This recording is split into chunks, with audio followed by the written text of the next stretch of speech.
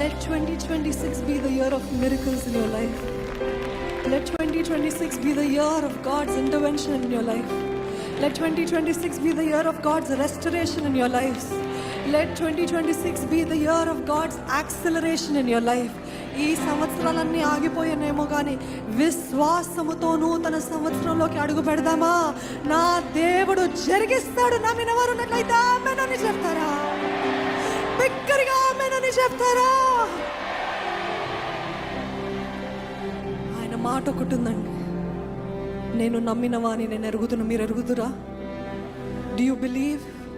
మీరు నమ్మిన వాని మీరు ఎరుగుతారు. Do you know whom you trust in? Do you know whom you believe in? అయితే ఆయన అంటున్నాడు మాట ఏంటిదంటే, నువ్వు నన్ను నమ్ముతున్నావు కదా, నేను నిన్ను సిగ్గుపరచను. నేను నిన్ను సిగ్గుపరచను. నీ తలనెత్తే రోజులు రాబోతున్నాయండి. దేవుడు బూడిదకి ప్రతిగా పూదండనిచ్చే దేవుడు అండి. దుఃఖానికి ప్రతిగా నాట్యం ఇచ్చే దేవుడు. ఈరోజు దుఃఖముతోటి ఉన్నారేమో కానీ 2026 a year of joy in the name of Jesus.